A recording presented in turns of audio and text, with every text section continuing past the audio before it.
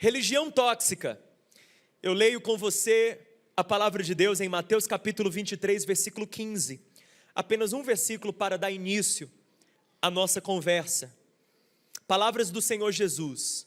E pode preparar o coração, porque essa palavra de Jesus aqui é muito intensa. É tão forte que talvez alguém até questione: será que foi Jesus mesmo que falou isso? Logo Jesus tão manso.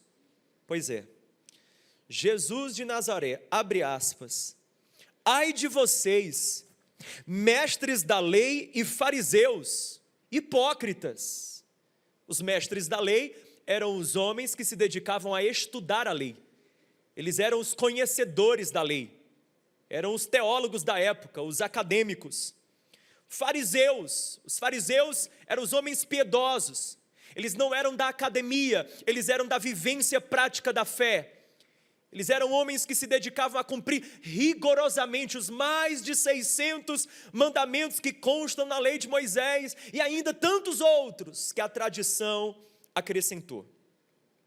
E Jesus diz: vocês são hipócritas, porque percorrem a terra e o mar para fazer um convertido, e quando conseguem, vocês o tornam 2 vezes mais filho do inferno do que vocês. É forte, hein? Jesus de Nazaré. Jesus está dizendo assim: olha, vocês fariseus, mestres da lei, vocês religiosos, a religião de vocês é tóxica, porque quando a pessoa se converte a ela, fica pior do que antes, 2 vezes mais filho do inferno. Que experiência religiosa é essa que é tóxica? Ou, como é que a nossa experiência religiosa se torna algo tóxico na nossa vida? E eu quero começar dizendo que nós aqui, pelo menos a maior parte dos que aqui estão, são religiosos. Eu sou religioso, porque nós estamos domingo à noite, 20 horas, dentro de um auditório, cumprindo uma liturgia, dentro de um culto que tem louvor, tem canções, tem oração, tem Bíblia aberta, tem livro sagrado aberto, religião. Nós temos os nossos ritos, todo primeiro domingo do mês. O que é que fazemos? Olha aí, quando alguém decide testemunhar publicamente que nasceu de novo, nós descemos a pessoa às águas, no ritual que nós chamamos de... Nós temos os nossos ritos, as nossas cerimônias. Ontem eu celebrei uma cerimônia de casamento. Então, nós somos religiosos. A religião não é um problema em si mesmo, mas existe um tipo de experiência religiosa que é tóxica. A dos fariseus, a dos mestres da lei, era tóxica. E isso Jesus combateu e confrontou.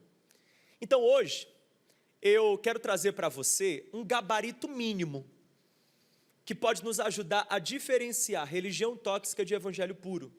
E eu digo mínimo porque o tempo que eu tenho não me permite esgotar o assunto. Esse é um assunto muito profundo, é uma temática muito densa. Mas eu vou tentar aqui, pelo menos, dividir com você o que, na minha reflexão, é o mínimo. Se você parar assim para pensar, o que é o mínimo que me permite diferenciar religião tóxica de evangelho puro? Quais são os critérios mínimos que me permitem dizer assim, não, eu não sou um religioso tóxico, eu vivo o evangelho puro e simples de Jesus. Pronto, essa é a nossa proposta aqui hoje. Eu quero te dar um gabarito de 4 pontos, pode ser? Então vamos mergulhar nesse assunto. Primeira diferença entre a religião que é tóxica e o evangelho que é puro. A religião tóxica, ela produz adestramento de comportamentos. O evangelho puro produz mudança de consciência. Você já viu como funciona um cachorro adestrado? Você leva lá para o adestrador e o adestrador ele vai ensinando aquele cão a responder a certos comandos. É assim que funciona. Ele vai condicionando comportamentos, ele usa toda uma lógica, a lógica da recompensa, que o Pavlov falava lá nas suas teorias comportamentais. Você vai condicionando, quando ele acerta você recompensa, Quando ele não acerta, você suprime a recompensa. E ele vai entendendo que, se na hora que ele der a patinha, ele fizer tudo direitinho, tem biscoito. Se não der a patinha, não tem biscoito. Então ele vai aprendendo a responder os comandos. Aí você leva o seu cachorro para adestrar, e o adestrador depois diz assim, presta atenção, eu adestrei. Agora, se você quiser fazê-lo sentar, faz assim com a mão. Se você quiser a patinha, estende a mão. Se você quiser que ele fique quieto, faz assim com a mão. Eu adestrei. Está tudo aqui, na cabeça, condicionado. Eu tive uma experiência interessante. Aliás, maravilhosa. Minha lua de mel. Minha lua de mel foi rica, milionária. Deus abençoou, presta atenção, eu e a Sara, com a viagem para Orlando. Que coisa maravilhosa. Casar já é bom, ainda lua de mel em Orlando. Os dois cearenses lá em Orlando. Ganhar aquele ticket que dá direito a um monte de parque. A gente foi para aquele parque aquático, aquela coisa linda, SeaWorld, que eu passei a vida toda vendo só no programa da Eliana. Que a Eliana todo ano faz um programa, não é? Por lá. Cheguei lá, estava lá, olhei para o lado, até procurando a Eliana. Será que ela está por aqui? Escuta aí a gente lá, coisa linda. Aquele golfinho, aquela... Pessoal, é surreal. A moça faz com um apito, tira o golfinho da água, o golfinho faz aquela coisa maravilhosa. A baleia se move, o Free Willy se manifesta. É fotográfico, é incrível. E aqui, como eu falei nos outros cultos, preciso repetir. Por favor, você já vai me desculpando se você tem ligação com Greenpeace, se você tem alguma ligação aí com o pessoal, né, da bioética. Mas eu confesso para você que naquela hora eu não estava pensando em fauna, eu não estava pensando em ambiente, eu só queria mesmo era curtir os golfinhos, a baleia, pula mais uma vez, eu tirando foto. Adestramento, olha só, quando o adestramento é bom, a gente olha para o animal e diz assim, só falta falar, é ou não é? Parece gente, mas não é. Porque o adestramento muda comportamentos, mas não muda natureza.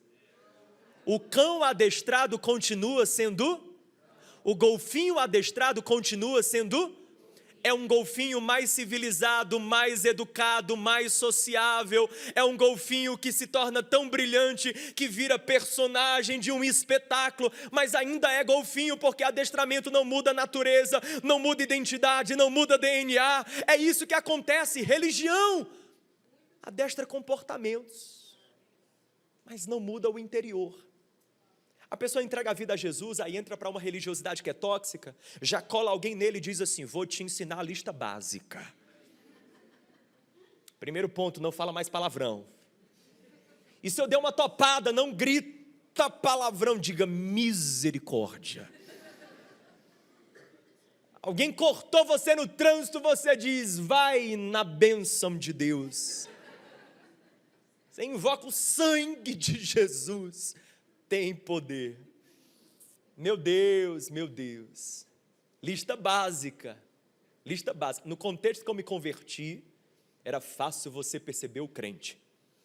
Porque o crente, ele era quem? Quem não fazia.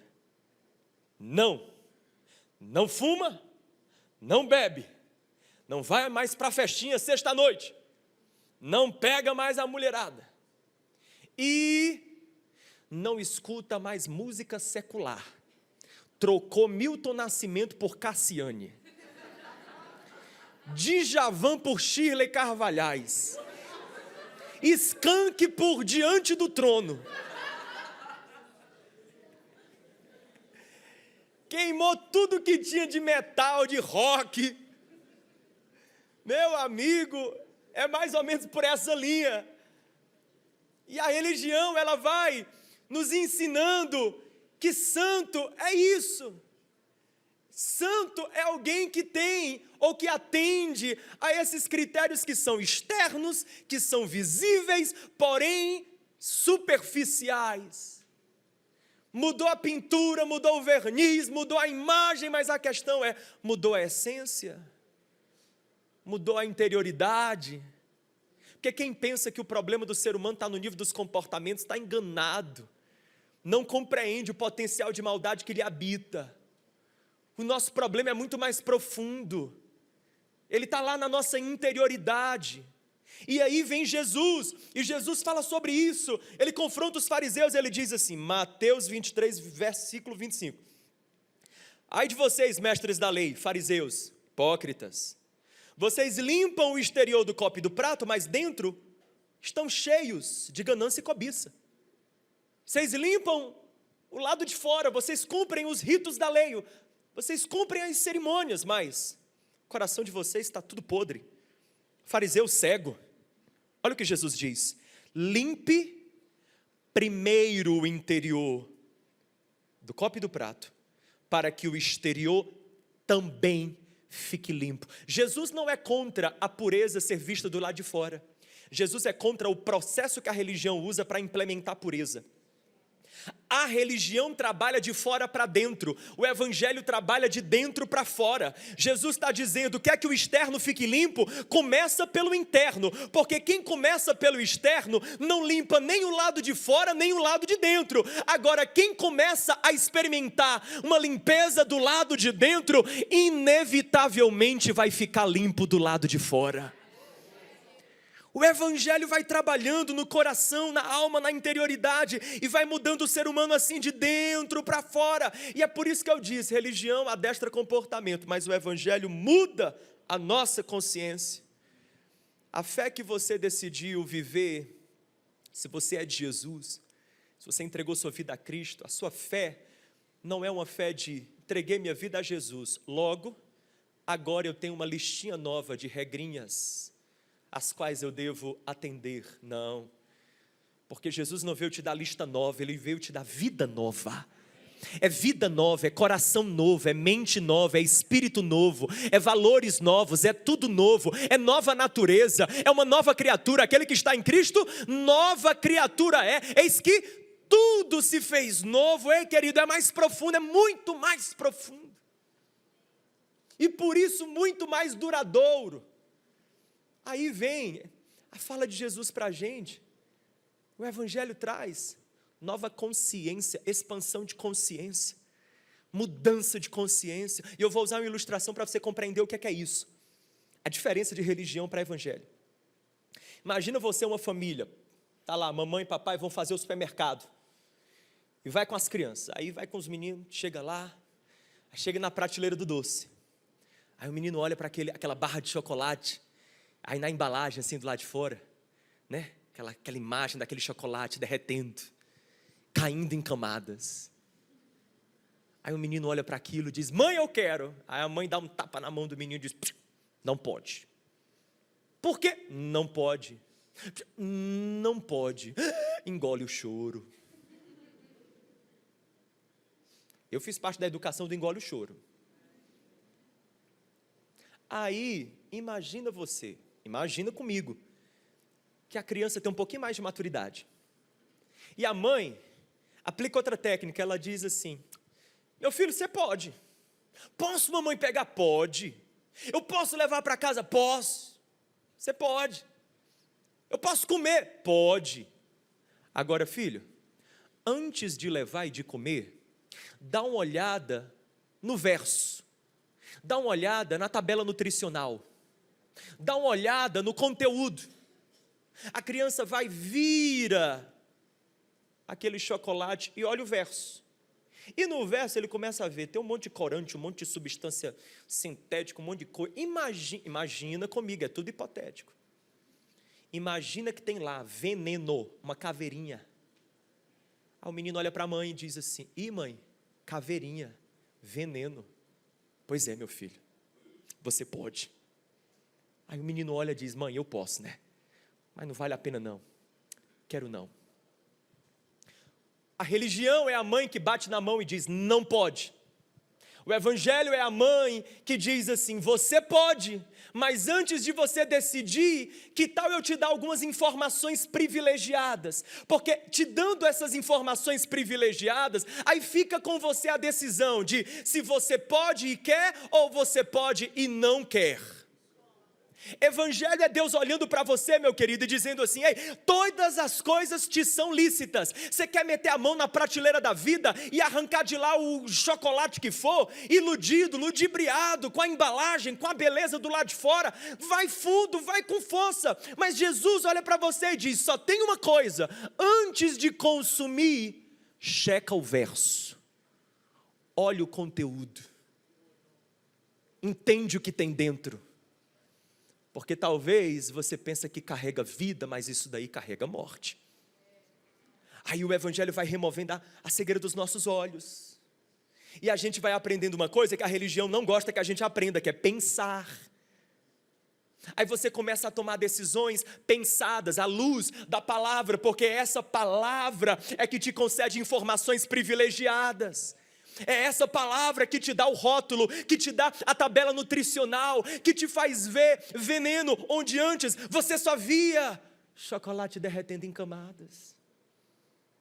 Essa palavra começa a te ajudar a você perceber, a você enxergar que tem coisas que está tudo lindo, até que você prove, até que você jogue para dentro. Aí quando você começa a viver o Evangelho, você diz: cara, eu posso, mas eu não quero. Amiga, mas por que você não quer? Porque eu li o rótulo e eu vi que é bonito, é bacana, é legal, mas produz morte. Essa escolha produz morte, não quero. Esse caminho produz morte, eu não quero. Esse relacionamento produz morte, eu não quero. Esse ambiente produz morte, eu não quero. Eu posso, todas as coisas me são lícitas, mas eu não quero. Porque eu tenho uma nova consciência. Transformai-vos, pois, pela renovação da vossa. Sejam renovados no vosso modo de pensar. Sejam revestidos de um novo espírito de entendimento. É isso que o Novo Testamento vai dizer. A religião diz: eu não posso. O Evangelho diz: eu posso, mas não quero. Segunda diferença. Bora seguindo. Segue comigo. A religião tóxica enfatiza o secundário. Fala comigo, o secundário. O Evangelho puro enfatiza o essencial. Fala comigo, o essencial. Jesus falou, Mateus 23, versículo 23. Ai de vocês, mestres da lei, fariseus hipócritas, vocês dão dízimo da hortelã, do endro, do cominho. Ervas que na época eram cultivadas no jardim de casa, nem precisava dizimar disso. Eles davam o dízimo, eram tão meticulosos que davam o dízimo das ervas que cultivavam no jardim de casa. Mas tem negligenciado os preceitos, fala comigo, mais importantes da lei: a justiça, a misericórdia, a fidelidade. Vocês guardam o secundário, esquecem o essencial. Versículo 24, Jesus diz assim: guias cegos, vocês coam um mosquito e engolem um camelo. A religião valoriza muito o que Jesus ensinou pouco, e valoriza pouco o que Jesus ensinou muito. É impressionante como a gente tem a mania de se apegar ao secundário, e secundário não é algo que não é importante, é simplesmente algo que não é essencial, é secundário, e a gente vai se enganando com os secundários. Tem coisa, gente, bora lá, secundário, uma coisa que é secundária, tem sua importância, mas é secundário. Mas a religião idolatra aparência. E o religioso tóxico julga a espiritualidade do outro pela aparência. Olha aí, já viu? Olha o cabelo. Olha o cabelo rosa. Mas olha a quantidade de brinco, de piercing. Piercing. Tatuagem. Está marcando o corpo. Eu abro caixinha de pergunta, ainda tem quem me pergunte sobre piercing. Como se importasse o que a pessoa pendura na orelha e não o que a pessoa pendura na alma, no coração. O que a pessoa escreve aqui dentro, não, importa o que marca no corpo. Não, querido, importa as marcas que a gente carrega da vida no coração. Esse tipo de marca é que adoece, é que é tóxica, não essa que a gente coloca aqui e não gostou, cobre com outra coisa, e uma bandeira vira um jardim. E o nome da pessoa é Maria. Não deu certo? Procura ou Marina ou Mariana. Completa. É o secundário que a gente vai deixando virar o principal, as tradições. Tem gente que é apegado pra caramba à tradição. Pastor, porque meu avô me ensinou. Da igreja de onde eu vim, eu nasci numa igreja que me ensinaram assim. Olha que a tradição é importante, o secundário é importante. Tem seu valor. Mas cuidado para você não ficar com aquilo que os homens dizem, ao invés de ficar com aquilo que Deus diz. Porque tradição é o que os homens nos ensinaram e que nem sempre ainda tem validade para hoje. Mas o que Deus fala em sua palavra é o que é eterno. É o que não perece, não cai por terra. Entre eu acho e assim diz o Senhor, a gente tem que ficar como assim diz o Senhor. Você sabe outra coisa que é secundária, mas a gente valoriza muito quando a gente está na religião que é tóxica? Experiências emotivas. Tem gente que diz, eu gosto só do culto, pastor, que eu choro, que eu me arrepio. Culto bom é culto que eu entro, eu me arrepio, eu estou todo arrepiado. E está arrepiado do que? Não sei. Culto bom, pastor, é aquele culto que eu saio, e quando a pessoa pergunta, como foi o culto? Foi tão forte que passou um trator em cima de mim. Pesadão esse culto aí, hein? A pessoa cai, levanta, cai, levanta, cai de novo. E deixa eu falar para você, olha, é bom, quando Deus toca as nossas emoções, eu creio nisso. A gente é corpo, alma e espírito. Se a gente é pessoas, seres emotivos, uns mais do que os outros. Porque tem gente que é assim, quando a gente diz boa noite, o culto começará. A pessoa é emotiva. Quem é emotivo se emociona mais. Está tudo certo, tudo tranquilo. Escuta, nós somos seres emotivos. Deus toca na gente e a gente fica com as emoções mesmo, a flor da pele. E chora, e eu gosto de chorar, de me quebrantar, de me ajoelhar. Agora escuta, do que adianta eu cair e quando eu levantar minha vida está do mesmo jeito? É experiência emotiva ou é conversão de caráter? É choro ou é arrependimento? É arrepio ou é mudança de atitude, de postura?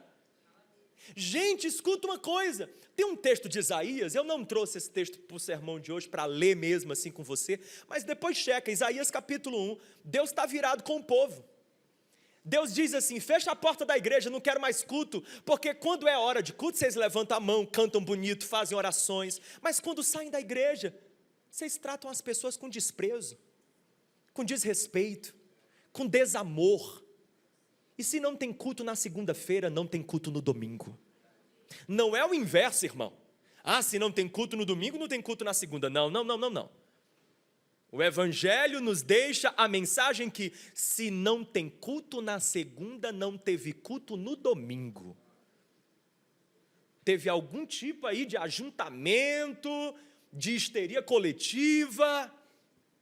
Mas culto é vida, quer comais, quer bebais, façais tudo para a glória de Deus.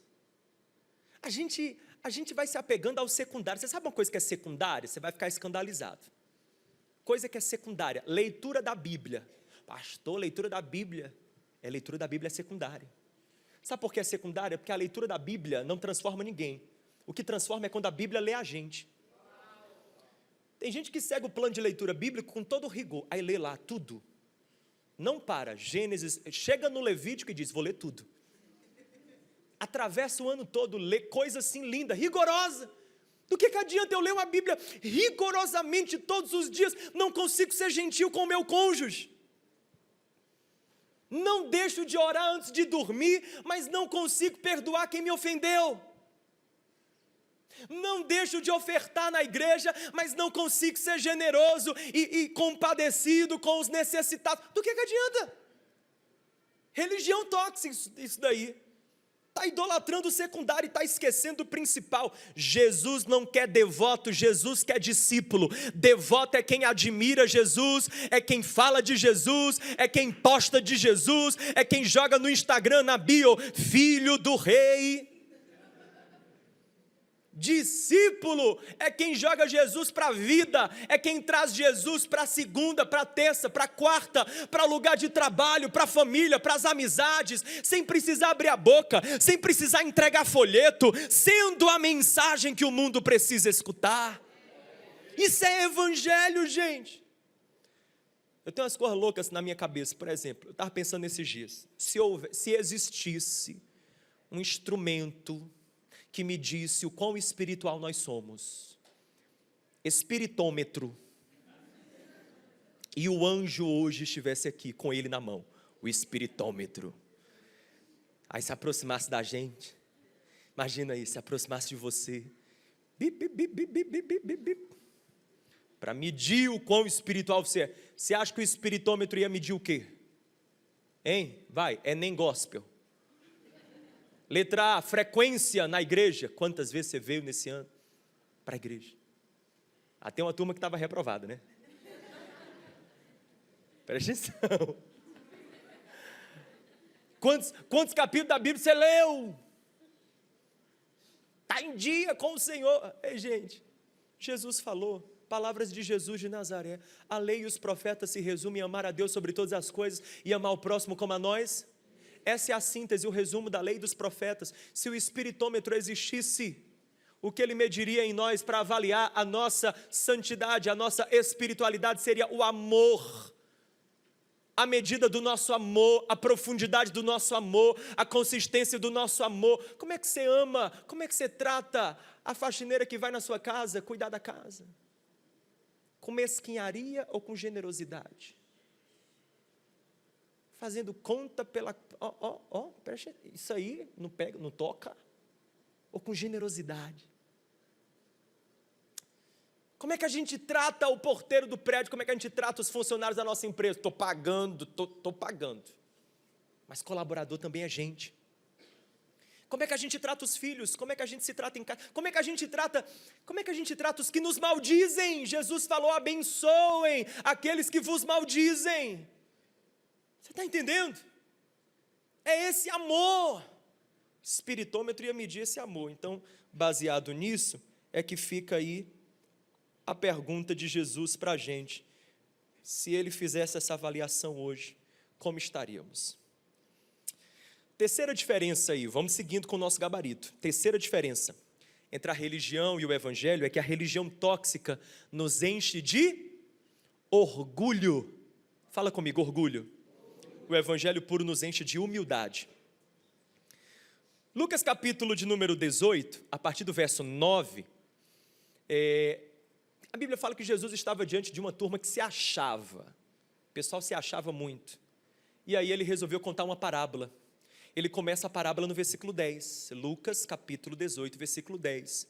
Diz assim, 2 homens subiram ao templo para orar. Eles foram para o culto. E aí foi um fariseu e o outro era um publicano. Publicano na época era sinônimo de pecador. Pessoa com a ficha suja. E aí o fariseu em pé orava dizendo assim, Deus, eu te agradeço porque eu não sou como os outros homens. Ladrões, corruptos, adúlteros, nem mesmo como esse publicano aí. Eu jejuo, olha o que é que eu faço, jejuo 2 vezes por semana, dou o dízimo de tudo quanto ganho. Então a cabeça do fariseu é, o que eu faço consegue acrescentar algo em quem eu sou. O que eu faço consegue me fazer ser mais do que eu sou. Então ele se acha, eu sou muito, eu sou mais, eu sou bom.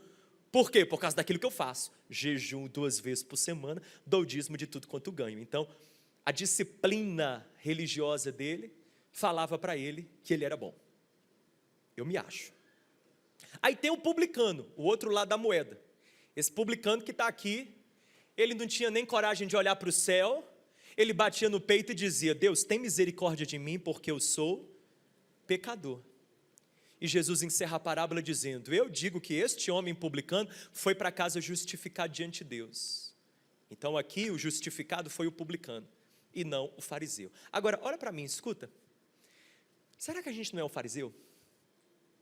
Será que a gente não é o fariseu? Porque o problema do fariseu, perceba isso, o problema do fariseu não é que ele se esqueceu de quem um dia ele foi. Não. O problema do fariseu é que ele não tinha noção de quem ele era. Por que isso?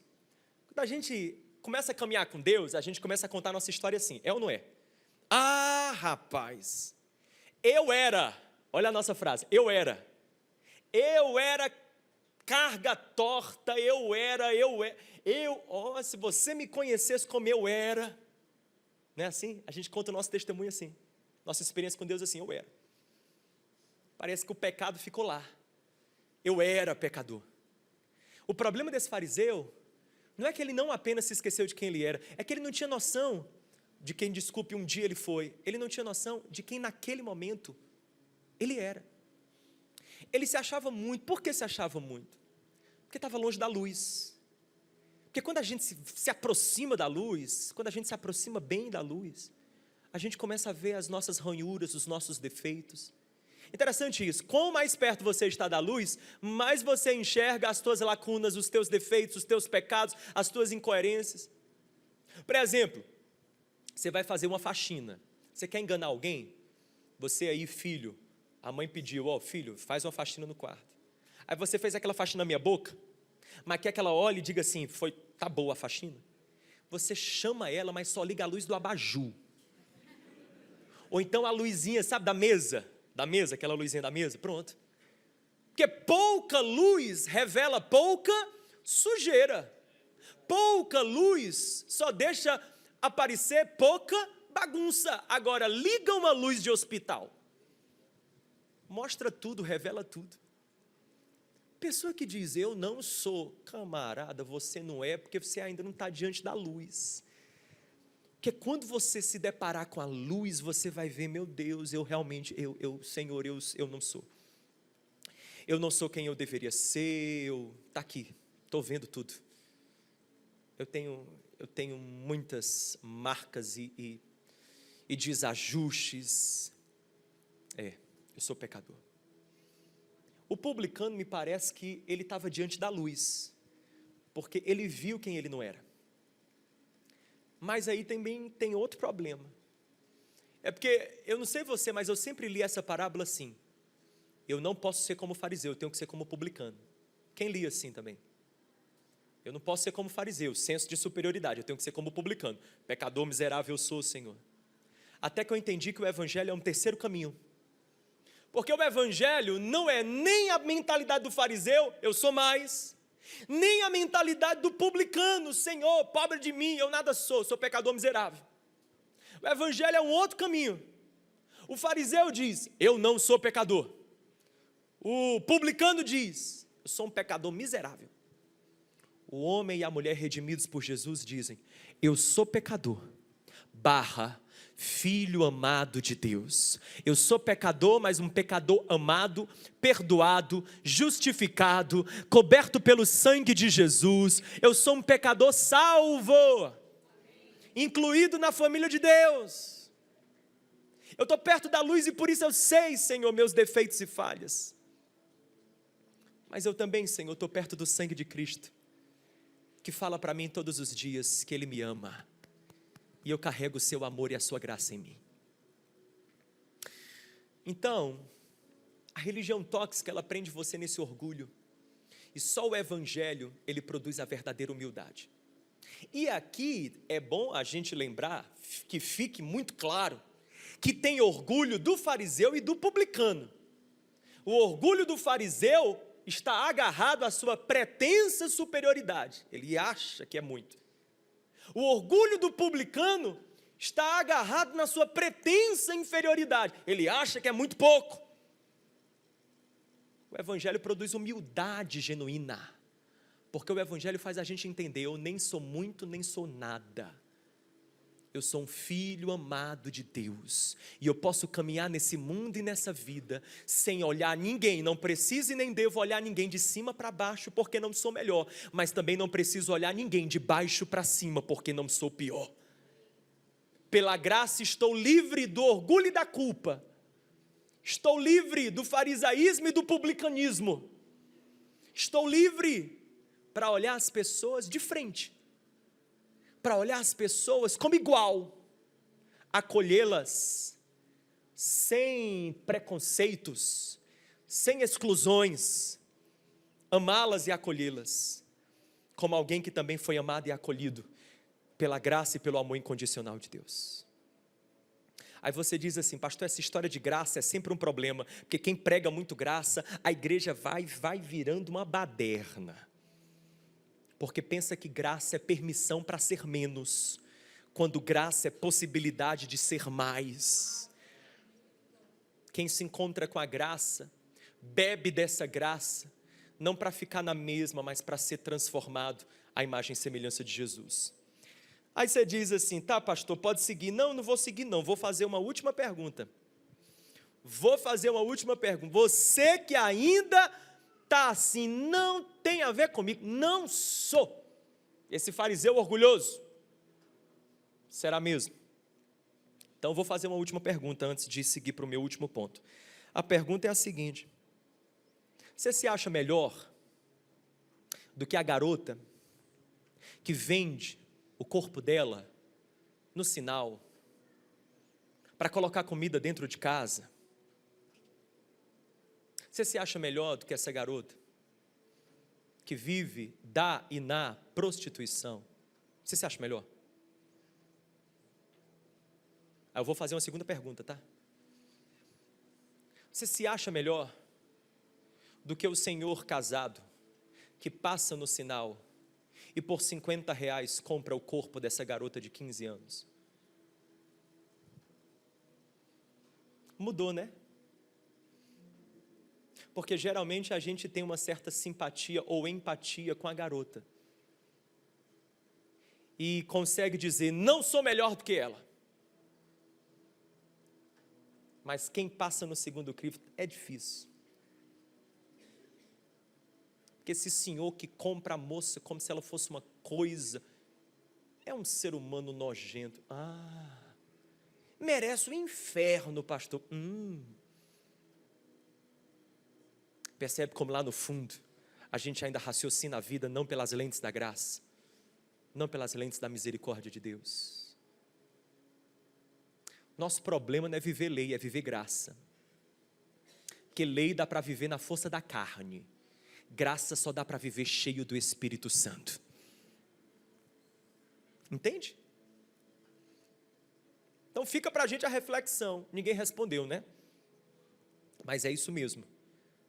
Porque dentro de mim eu estou aqui. Eu também não sei não. Eu estou precisando me converter da religião mesmo.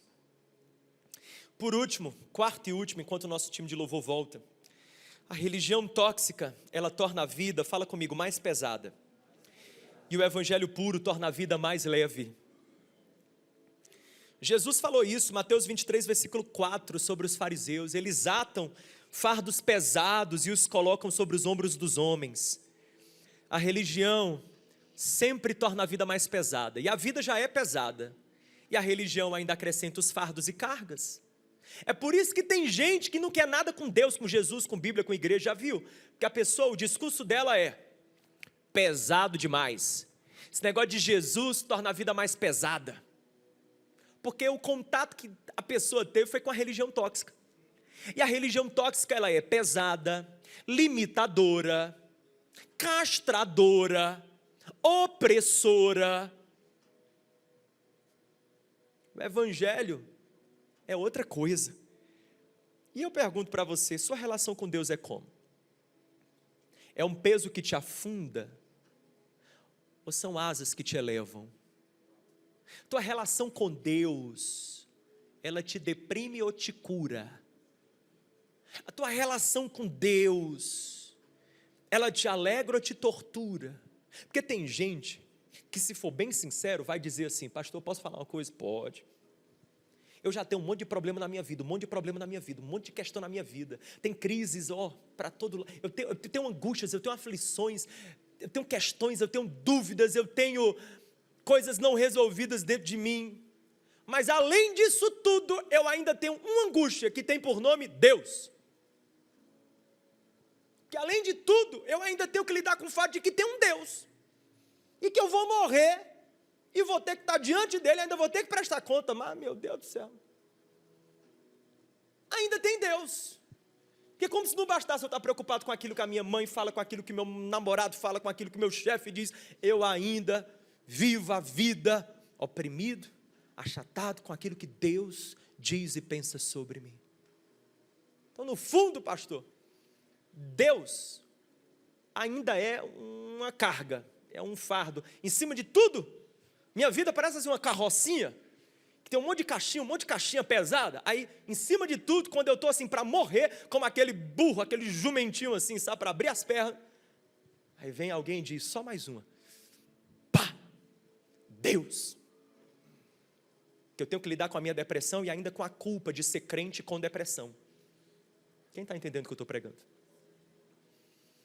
Que eu tenho que lidar com a minha separação e eu tenho que, além da dor do divórcio, ter que lidar com a culpa de estar vivendo um divórcio.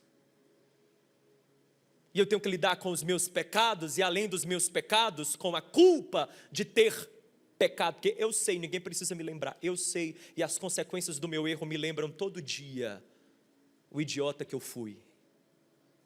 Mas além de tudo isso, ainda tem essa caixa gigantesca me pesando nas costas. Deus. Aí eu quero dizer para você, é a religião tóxica que se encarrega de colocar essa caixa. Porque o Evangelho coloca Jesus ao seu lado. Ele diz, ei, vinde a mim todos vós que estáis cansados e sobrecarregados. Olha a figura, está tudo lindo, tudo se encaixa, está tudo perfeito. Jesus diz, vinde a mim, é você mesmo, você que está como esse burrinho, quase desistindo, a carrocinha está cheia, lotada, hiper pesada, e Jesus diz, vinde a mim todos vós que estáis cansados, sobrecarregados, eu vos aliviarei, eu darei descanso a você, aprendei de mim que sou manso e humilde de coração, e vocês terão descanso para as vossas almas, tomai sobre vós o meu jugo, o jugo, que é a peça que une os dois animais, porque quando Jesus vem para a nossa vida, Ele vem para nos ajudar a carregar os fardos que já estão insuportáveis. Tomai sobre vós o meu jugo, divida comigo as suas cargas, divida comigo o seu caminho, andemos lado a lado.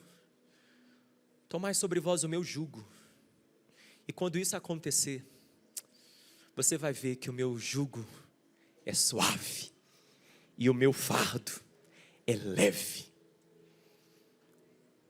Então, eu não sei o que é que está pesando aí na sua vida.